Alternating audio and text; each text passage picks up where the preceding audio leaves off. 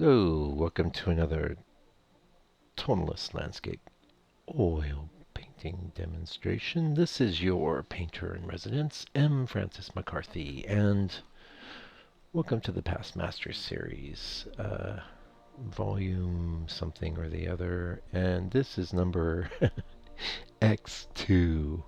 And why is that? Well, we've shared this painting before, and it was part of the 25 Days of Tonalism, and I shared this on April 28th of 2017. You could find it on my blog. And so you might say, well, why are you sharing it again? Well, a couple reasons. One, I'm way behind the eight ball on processing new images. Two, I like the painting a lot, and I thought I'd share it at a higher resolution and a longer format. And three, just three. Well, I'm just super busy right now. So, oh yeah, three is I didn't want to put up another redo, although I reserve the right to do that maybe over the weekend. We'll see how I do. I've had a lot of changes in my life. The new studio and the new situation that has to be maintained with that studio are breaking me out of a pattern that I've had for like 8 years. So just bear with me. But this channel's important to me, and you coming around checking this stuff out, it's important to me, and I think you'll get something out of this. And I wanted to share. I mean, I could have picked any of the old Past Masters. This was even before I was calling the series Past Masters. I think I was calling it. What was I calling it? Just calling it 25 Days of Tonalism at that point, which would have been a follow-on to the 100 Days of Tonalism. So that's not even 25 Days of Tonalism Volume 2. So it's getting to be maybe 17, you think is not that long ago, but maybe 3 years from April, something like that. 2.5, I don't know. A while back. And I really like this image from good old Robert Minor Sr., and a lot of memories came back because I was thinking, well, geez, they're going to want to know more about this guy. And you're welcome to search my blog and or YouTube with this name. You can definitely revisit the last video if you like. But I think what you'll hear there, I have no idea what else I was talking about there, but I know one of the things you'll hear there is that there's almost no biographical information about this guy. And this is actually one of the reasons why I do the YouTube videos, and before that I did the blog.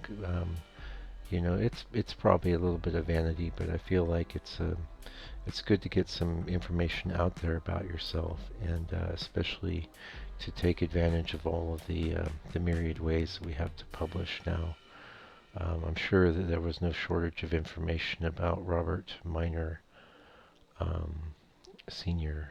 back when he was painting, which it looks like he died in 1904. Clearly his work was very competent, and I have done. The other thing I saw was that I had seen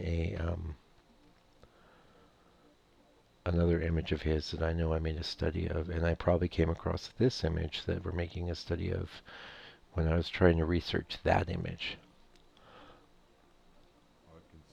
Pardon me, I feel like I have to cough here, but I'll resist the urge because it'll be really loud, and who knows, you're probably mellowing out. Some people tell me I've got a mellow voice, and yeah, that's it, I had to cough, but hopefully I protected you from it. I got a mellow voice, and they watch my videos to go to sleep. Which is fine. If I'm helping you get to sleep, that's all good. What a wonderful way to fall asleep, watching someone do a painting. And at the end of the day, I guess it's always good to remind, especially I'm getting new subscribers every month, if you don't like the dialogue or the diatribe, the things I'm saying or the way I'm saying them. The real purpose of the channel is just to share the process of the paintings getting done. So I'm not offended if you want to put on some of your favorite music and just watch the painting getting done. That doesn't bother me at all. Um, but it just seemed odd to me to have 15 minutes of silence, or fill it in with some generic classical music that's copyright free. Surprisingly, not much is. Some is, but some musician and conductors got paid to do it. Modern people, that is. Uh, and I have tons of music, but I would be wearing you out pretty quick with that, having to take up 15 minutes per video times.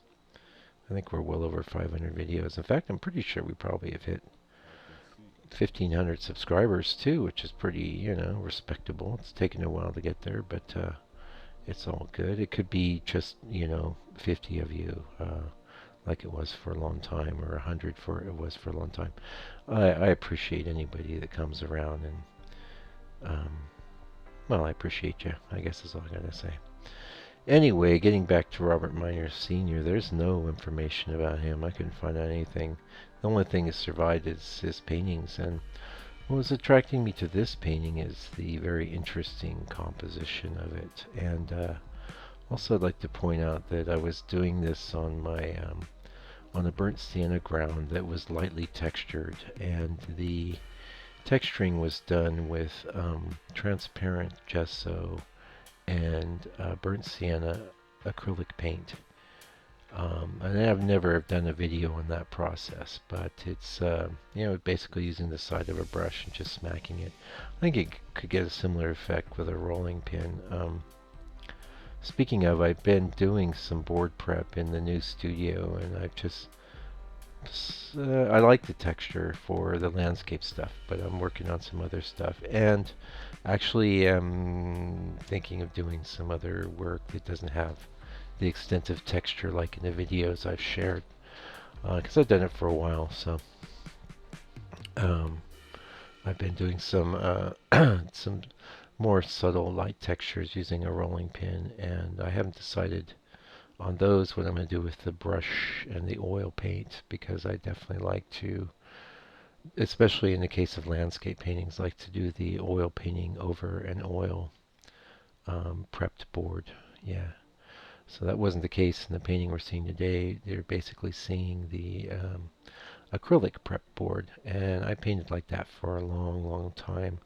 On the 5x7s, it would always be a texture done with transparent gesso, but on the larger sizes I was doing for many years, what I would do is use like an acrylic sanding sealer, and there I would add burnt sienna, and I would brush it on, and that would be a very smooth, pretty much like a furniture finish. It would look like it was a dresser or a cabinet before I would start painting on it. And if you're curious, you can dig around in the older parts of this channel, especially after the 100 Days of Tonalism, and you'll see when I started sharing my own work. You'd see the 5x7 study 1 week or one portion of the week, and then I'd do the larger painting afterwards, and the larger paintings were always done with a kind of a furniture finish.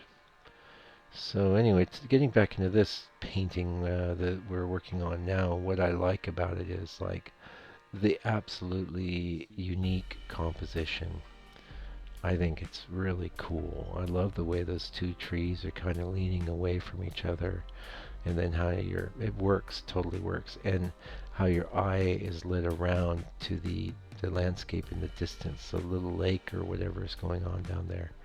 And I'm glad I came across this today, and I'm glad that to share it with you again, because it just reminds me of some of the kind of more avant-garde compositions I could do with some of the reference. It's like I tend to kind of play it fairly safe when it comes to composition. I haven't pulled out anything real radical. I like to use the rule of thirds. I think it's it gives you solid, reliable paintings. But This painting doesn't really follow the rule. It doesn't really follow the rule of thirds, but it works anyway. And who knows? Maybe he was sitting there smoking his tobacco pipe in 1882. I don't know when he did this painting. Um, But he did it, and Robert, we're still talking about you later because your work survived. And this is one of the values of painting. And yeah, I know this is a rambly video, but hey, you're getting a video. Like I said, you can put on your one of your old Elton John albums instead. You could just mute me, put on Elton John or Bob Dylan, lee, lee, lee, lee, something like that, you know. That might go good with this. Well, I don't want to sing too much, or YouTube will give me a copyright strike. And so far, I've been copyright strike free. Anyway, I still own this painting. I wasn't. I started getting into selling some of the past masters. Definitely more so recently, but I've kept the 100 days, most of it, and the stuff I sold at one point I ended up repainting prior to putting the videos on YouTube. So I have this painting in a box. Well, I'm not going to break up the set. That's the thing. I got 25. Yeah, and now I'm not so worried about that because I'm not working in that strict a volume structure. But and in the new studio, we have to see if I get back into doing any past masters. It's debatable because there's a lot of things I need to accomplish. And speaking of, I haven't asked you to like this video yet. So if you made it this far, you must love it. Where it's like almost 12 minutes in, so you're definitely digging it. So it costs you nothing to click the like button, so please do. Also, comments are great. Even if they're just like, hey, thanks, Mike, or nice painting, Mike, or a smiley face, or a thumbs up if you want to get real fancy with the emoji. Don't bother with thumbs down. Don't hit the don't like because that means you're a terrible person, basically. Anyway, I can see we're getting kind of close to the end of the video. Sorry it's a bit late. I did want to get you something, and I will be getting, I do have a box of some excellent paintings I'm just dying to share with you, so we'll be getting it together. But meanwhile, I will have some content for you, and I'm sure you'll appreciate and enjoy it. And it's good that we're remembering old Robert Minor Sr. and his contribution to tonalism, and good on you, Robert. Thanks for the painting, and hoping that your afterlife has been going splendidly. And anyway, till I see you guys real soon, take good care and stay out of trouble.